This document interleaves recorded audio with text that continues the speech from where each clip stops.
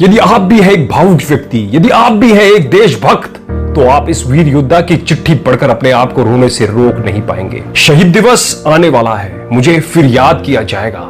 मेरी विधवा बीबी को एक मेडल देकर घर को भेज दिया जाएगा। अभी कुछ दिन पहले ही की तो बात है, भारत माँ की रक्षा के लिए मैं भी बॉर्डर पर तैनात था। टीवी कहाँ देखने को मिलती थी, रेडियो पे सुना था कि किसी विशेष वर्ग के एक युवा की एक लड़ाई में मौत हो गई। उसके घर बड़े बड़े लोग संतावना देने गए। मीडिया भी एक एक पल की खबर दे रहा था। कई बार ऐसा हो चुका था जहां बहुत से बड़े बड़े लोग दिखावे के लिए पहुंच जाते थे। जब भी ऐसी कोई घटना होती कि लड़ाई में वो शहीद हो जाता तो मन में एक ही ख्याल आता, हम यह देश की रक्षा के लिए दिन रात अपनी जान पर खेलते हैं और देश के अंदर लोग आपस में ही लड़ मरने को तैयार हैं। इन्हें बाहर के दुश्मनों से नहीं बल्कि अपनी ही कमजोरियों से खतरा है। यही सब बातें देश के लिए जरूरी थी। शायद मैं हर रोज की तरह रात में देश की रक्षा में तैनात था। अचानक गोलियां चलने की आवाज आने लगी। जैसे ही मैंने दुश्मनों को देखा तो जवाबी कार्रवाई में मैंने भी गोलियां चलाई। गोलीबारी हो रही थी कि अचानक एक गोली मेरी छाती में आ लगी।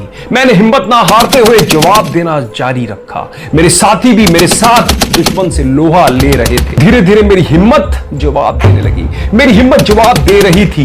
दिल में अभी भी जुनून था कि इन दरिंदों को मैं अपने देश में नहीं जाने दूंगा। अगर ये चले गए तो ना जाने कितने मासूमों की जान ले लेंगे। तभी उस अंधेरी रात में सब कुछ धुंधलाने लगा। थोड़ी ही देर में चारों तरफ अंधेरा दिखने लगा। थोड़ी ही देर में सब दर्द खत्म हो गया। सारे आतंकवादी मारे जा चुके थे। मेरे साथी थक चुके थे। मैंने जाकर उनको बधाई दी पर उन्होंने कोई ध्यान नहीं दिया और उन आतंकवादियों की तलाशी लेने लगे। मुझे शक था कि उनके शरीर में बम लगे हुए हो सकते हैं। मैंने उन्हें रोकने के लिए हाथ बढ़ाया पर उन्हें पकड़ ना सका। दोबारा कोशिश करने पर भी मैं असफल रहा। मुझे कुछ समझ में नहीं आया। मैं कुछ समझ पाता उससे पहले ही वो तलाशी लेकर मेरी तरफ बढ़े। मुझे लगा कि अब वो मुझसे मेरा हाल पूछेंगे पर ऐसा नहीं हुआ। वो मुझे पार करते हुए मेरे पीछे चले गए। मैंने घूमकर पीछे देखा तो जमीन पर मैं लेटा हुआ था। अरे पर मैं तो यहां पीछे खड़ा हूं।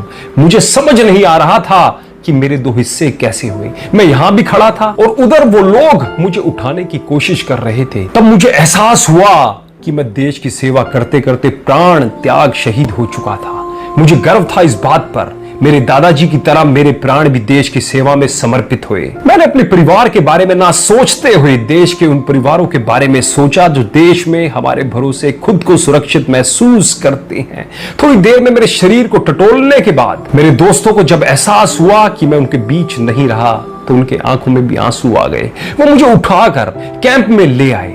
मैं उन्हें बताना चाहता था कि वो मेरी शहादत पर अफसोस ना करें। मैं खुश हूं कि मेरी जान देश के काम आई। आधी रात बीत चुकी थी। वो रात कुछ ज्यादा ही लंबी होती जा रही थी। मेरे मन में भी अजीब अजीब ख्याल आने लगे। घर गए 2 साल हो गए थे। जब भी पत्नी की चिट्ठी आती तो एक ही सवाल पूछती थी कि कब आ रहे हो। मेरी बेटी अभी छोटी है, वो अभी थोड़े दिन पहले ही बोलने लगी है। फोन पर आवाज सुनी थी। जब भी बात करती थी तो वो एक ही सवाल करती थी, पापा कब आओगे। बहुत याद आती है। मुझे पता लग जाता था कि ये सवाल उसका नहीं है बल्कि मेरी माँ, पिताजी और मेरी बहन का है। मैंने छुट्टी के लिए बड़े साहब को चिट्ठी लिखी थी। अगले महीने तक छुट्टी मिलने वाली भी थी। सुबह हो गई।